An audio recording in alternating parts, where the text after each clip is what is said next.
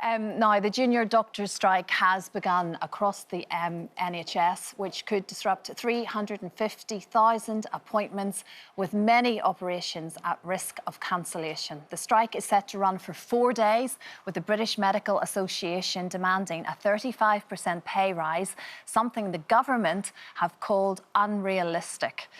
Dr Hilary is with me, but first let's join GMB correspondent Jonathan Swain, who's on a picket line in Leicester this morning. Good morning, Jonathan. The most disruptive NHS strike as yet. What is the feeling like there this morning? Morning, Christine. It's been for 2 hours now, hasn't it, when the junior doctors put down their stethoscopes, packed away their scrubs, put on their woolly hats and their coats and joined picket lines like we hear outside this hospital here in Leicester. It's happening at other hospitals around the country as well. They feel that they've got the support from the public with all the toots you can hear and the beeps from cars passing by. But we have spoken to patients who feel anger by all of this, that they feel that their cancer treatments are being cancelled or delayed as a result of this, and feel that their lives are being put at risk. Well, as you say, some 350,000 or thereabouts procedures are being cancelled over the next few days, and this is designed to have maximum impact, really, to make the NHS suffer in a way, because it comes off the back of the bank holiday weekends when there's already sort of a limited service, and all of that has a huge knock-on effect for delays and cancellations in the system. And this is already on top of, remember, the junior doctors' strike that happened last month, and there was talk about even more strikes if they don't get this 35% pay rise. Let's chat to a junior doctor now, Dr Karim Salam. You're on shift tonight, you're not going in, but this pay rise of 35%, that's surely unrealistic though, surely, isn't it? The reason why we've come up with that figure is because there's been some serious pay erosion over the last 15 years. A doctor today is not worth 35% less than he was 15 years ago. We still do that same crucial job. Full pay restoration doesn't have to happen immediately. We're not asking for 35% immediately, but what we want is a recognition from the government that this is something that needs to be dealt with. Okay, for now, thanks so much indeed. Keep warm out here on the picket line here in Leicester this morning, and say patients and all of us and the public are being told to sort of avoid risky activities today, because of course the NHS and hospitals around the country under a huge amount of strain. Thank you very much indeed, Jonathan. Dr Hilary joins us now. So 4 days of strikes across England, Hilary. How is this going to affect all of us? You really feel it in the air today. Everyone's talking about it. I mean, people are being told that their C-sections are going to be cancelled, cancer care cancelled. It's a scary time for patients. It is scary. It really is. I mean, 350,000 operations and appointments will be cancelled, and that will mean delay in diagnosis, and sometimes it'll mean that we don't know what the outcome will be down the line if it's a cancer patient whose operation is postponed. Very worrying times, because we've always taken the NHS for granted. It's always been there for us in cases of emergency. Emergency care will still be there, so if somebody has a life-threatening problem, then clearly they need to phone 999, the ambulance will be there. When they get to the hospital, however, it'll be a different story. Nobody will be turned away, that everyone will be seen eventually. The trouble is the priorities will have moved. So the priority in previous times would have been heart attacks, strokes, pneumonias treated first, minor ear infections back of the queue treated last. The priority now will be which heart attack do we treat first. So inevitably there will be patients who don't get the treatment, the immediate treatment they need as soon as it should be there. You've only got a few consultants looking after the jobs of 47,000 junior doctors who are on strike, so they can't be everywhere at once, and clearly patient care will suffer.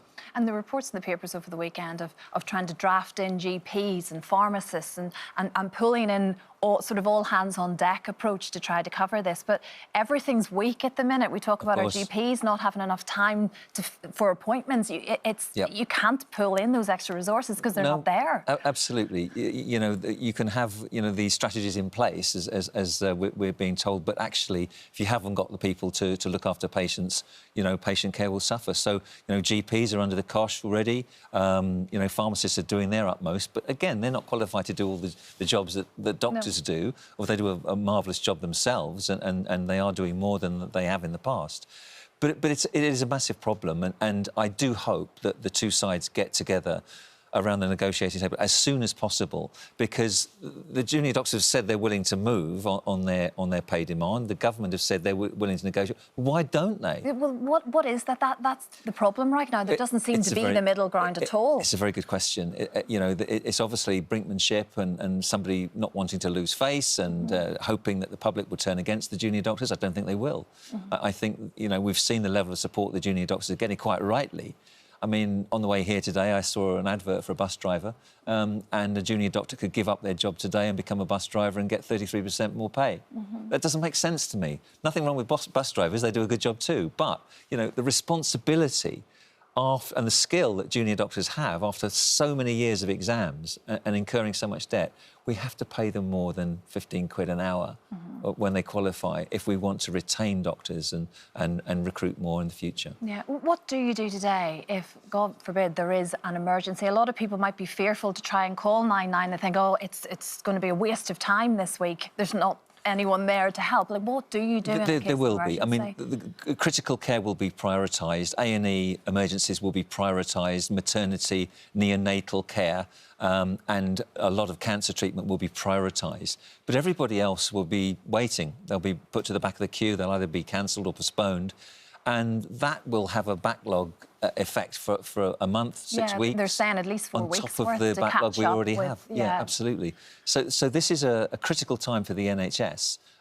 It really is on its knees, and I've never known the frontline workforce be so angry and so bitter about their conditions and the state of the NHS, because I believe that they're striking as much about the NHS and the dangers that already exist within it as a pay deal for themselves. I think it's a bit of both. For the government to say it's unrealistic, this pay rise, where do you stand with that? Well, you know, I would say they need to offer a salary to junior doctors that will keep them in the market, if you like, will keep them retained as doctors and not moving abroad or going to a different job here. Already about a third of graduates never practice medicine in some medical schools, which is crazy after all that training. So we need creative thinking and we need brave decisions to be made about the future of the NHS. And that can happen. I mean, one idea that I have, there's a bit of a bee in my bonnet about it, is when you look at what we pay compensation claims and the cost to the NHS of settling those claims because of medical mistakes, it makes the junior doctors' pay demands pale into insignificance. It's tiny compared to that. So, you know, a no-fault scheme would get round that. So we need, as they do in New Zealand, but we need creative thinking, we need brave decisions to be made about what the NHS is for, how we're going to staff it, how we're going to keep nurses and doctors and paramedics and all the other people associated with work in hospitals and general practice happy. If we keep them happy and keep them satisfied in the job that they love, then the NHS will survive. But otherwise, I worry about it. Well, there has to be some form of negotiation. It has to happen as soon as possible. Because, and let's face it, these junior doctors, they're not wanting to be on a picket line. You don't go into this job absolutely not wanting to do that. You're wanting to help. But equally so, the government are saying we can't do it. So it's coming to this middle ground. Absolutely. It's going to be a difficult negotiation. And people say they shouldn't strike, it's a vocation. Well, everybody should be proud of the job and have a responsibility in the job that they do. And if it's a vocation, you could say, well, why pay them anything at all? You know, we have to pay them a decent wage for what they're skilled at and what they do well. I know. Well, we're feeling for anyone that's had an appointment cancelled this morning. Absolutely, There'll be a lot of very worried people out there, and hopefully this can in some way get fixed as quick as possible. I hope so There's too. no time to waste Absolutely. at all, is there, Hilary? Thank you very much.